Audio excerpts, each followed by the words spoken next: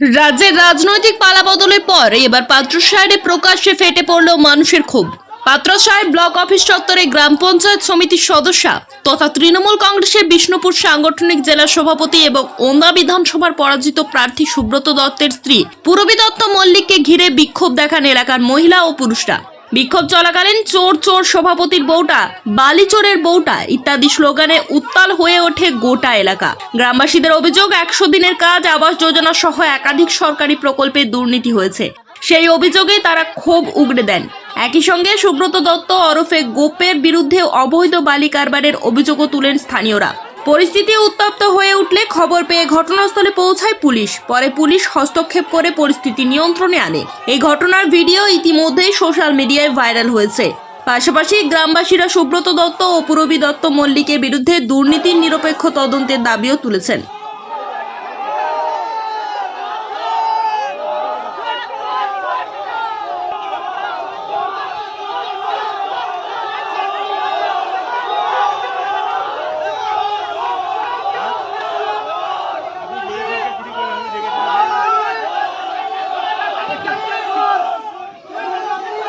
চোরের রানী গোপী দত্তর বউটা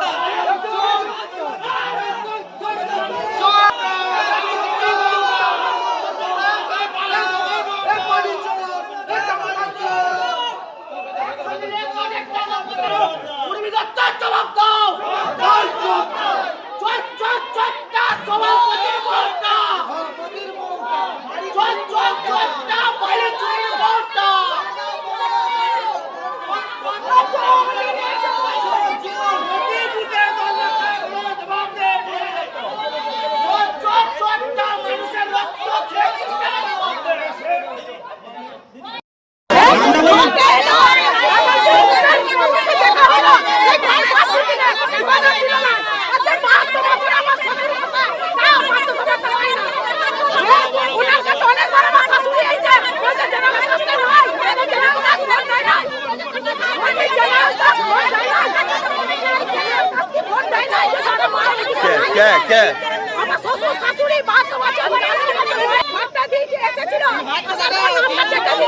क्या কেটেছে क्या কেটেছে আপনার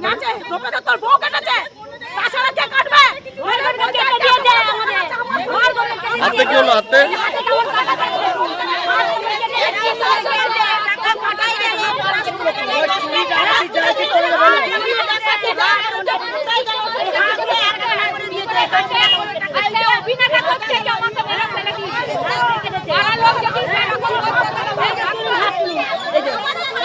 क्या করেছে গোপে দত্তর বউ গোপের দলনেত্রী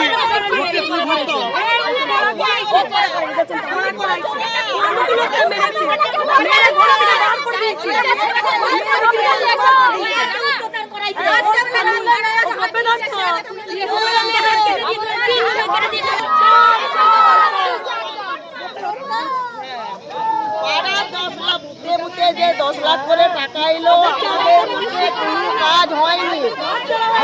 যাদের ঘর দেওয়ার কথা তারা ঘর পায়নি। যাদের ডবল ঘর আছে বড় লোকদের তাদেরই ঘর পেয়েছে। দীর্ঘদিন 6 সাল থেকে তৃণমূলটা করে আসছি, আমাকে আজ পর্যন্ত জলের পয়েন্ট বা বাড়ি পর্যন্ত দেয়নি। হ্যাঁ, আমাকে দোস্ত মতন খাটাইছে। গোপী যতনা সংগঠন ছিল, আমার ছিল সংগঠন, কোনো কাজ করেনি। এবং কোনো মেয়ে গোপে চুরি করেছে, গোপে সব খেয়েছে, গোপে খালান চুরি করেছে, গোপে পায়খানা চুরি করেছে, বাবু বলে যে প্রধানের স্বামী ঘরের কাজের লোককে প্রধান করেছে, ঘরের কাজের লোককে প্রধান করেছে, ঘরের কাজের নিজেকে মাথা খুলেছে, একটা গাড়ি করে আমার বলছে ইন্দিরা ভেঙে দেবো, জিসিপি নিয়ে আসবো। ওর প্রধানের স্বামী বলেছে যে ইন্দিরা জিসিপি নিয়ে ভেঙে দেবো।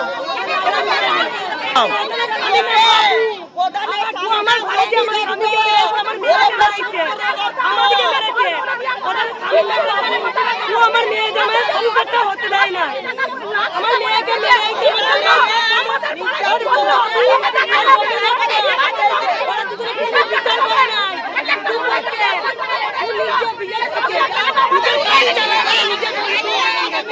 ব্যুরো রিপোর্ট, জেলার বার্তা নিউজ।